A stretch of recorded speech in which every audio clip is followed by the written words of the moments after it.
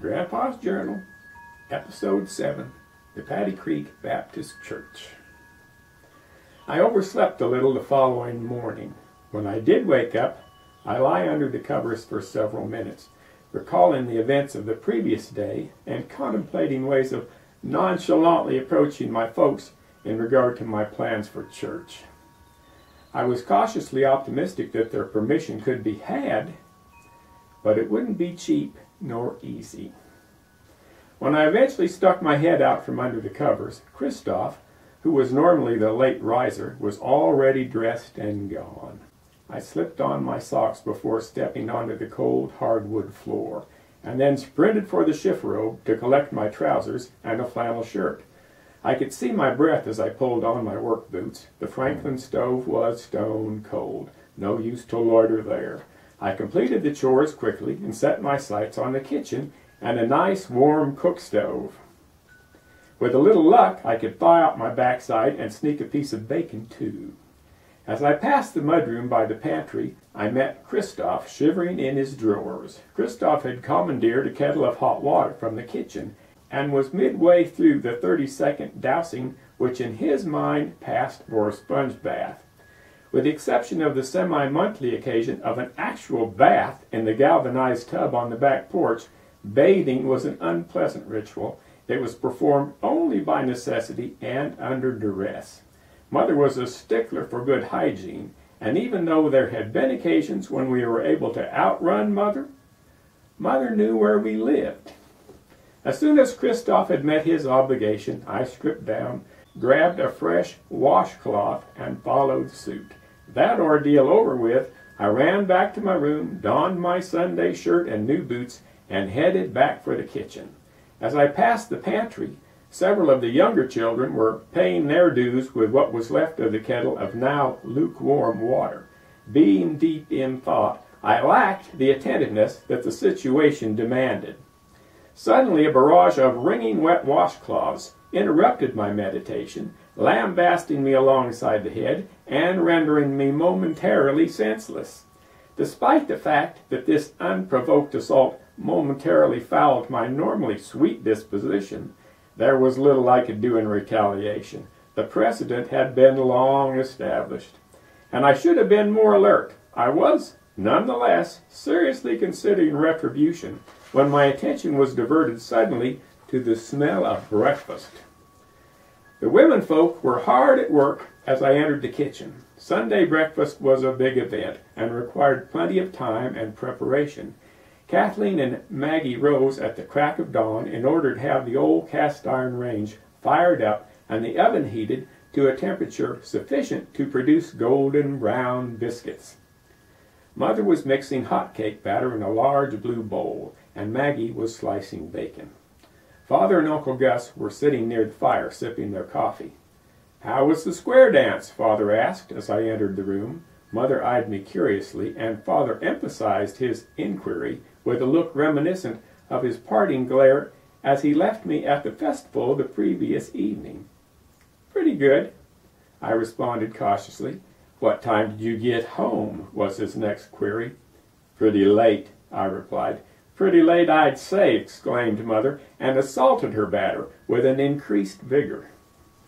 "Less than an hour until we need to leave for church," Father observed suggestively. "Are you ready?" "About church," I said hesitantly. Father and Mother both eyed me suspiciously. "I've been invited to attend church with the Kinneys." This comment was followed by a long, disquieting silence. Uncle Gus studied me curiously for a moment, and then smiled quietly into his cup, while we both waited for the other shoe to drop. Mother stirred her batter slowly and deliberately and asked, "Do the Kinneys attend the little Catholic church west of town?" "No, Mother," I replied casually. "The Kinneys attend the little Baptist church down by Paddy Creek." Well, it got unholy quiet now. My folks were both stupefied and speechless, and I just stared at the floor and strained my ears to hear if I was still breathing. Eventually, Uncle Gus broke the silence. "The Kinneys are good Christian folks, and I know the pastor down at Paddy Creek. That's where Argyle attends services. I think it would be a good experience for the boy. Obadiah needs some new friends. He'd have fun with the Kinney kids, and it'll be healthy for them to have a good influence like Obadiah. I wanted to hug Uncle Gus awful bad right then, but I just kept still and tried to sneak a peek at Dad. Dad took a big drink of coffee, smoothed his mustache, and then looked thoughtfully at Uncle Gus for a moment. "Well, Mother," he said, "we brought Obadiah thousands of miles to begin a new life. I guess it's probably time we let him live it." Mother wasn't happy, but she just held her tongue and whipped that helpless batter to a froth. That morning we had the lightest, fluffiest hotcakes you've ever seen. Everyone mentioned it. Little else was said. Lige was waiting for me out front when we pulled up at Paddy Creek. It takes 3 or 4 stout rigs to haul all the camps to Sunday meeting. By the time you get all 18 of us decked out, dolled up, and seated, we're a sight to behold. It's downright inspirational. When Lige saw the whole bunch of us pull up at the church, his eyes got big as saucers. He sprang to attention like he'd just seen old George Washington himself. There are about 50 saintly souls in the Paddy Creek congregation, give or take a few backslid pretenders, and every soul had his nose against the window. The whole place steamed up something fierce.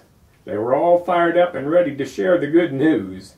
You know, those were some mighty disappointed Christians when I sashayed up all by my lonesome, and the rest of the regiment waved and headed out. Lige met me at the door all lit up like a lamp peddler, and shook my hand like he meant it. Not one of those dainty finger-squeezing jobs like you get from city folk. Lige took a hold, got a good grip, and bore down. I knew right off that Lige and I was pards.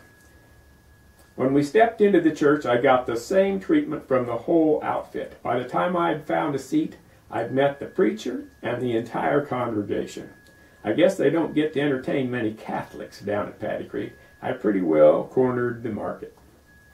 As if that wasn't blessing enough, there were just 2 seats left in the pew with the Kinneys. Lige took his place at the end of the row, and I, after considerable squirming, managed to squeeze in right between Lige and Mariah. Mariah smiled coyly and patted me gingerly on the knee. It was early yet to know for sure and certain, but I was beginning to believe that becoming a Baptist might not be half bad. They didn't hold much stock in lots of pomp and circumstance like they do at a good Catholic shindig, but those Baptists sure do sing some rousing songs. The preacher knew the whole book by heart, and he preached Jesus crucified and risen just like he'd seen the whole thing himself.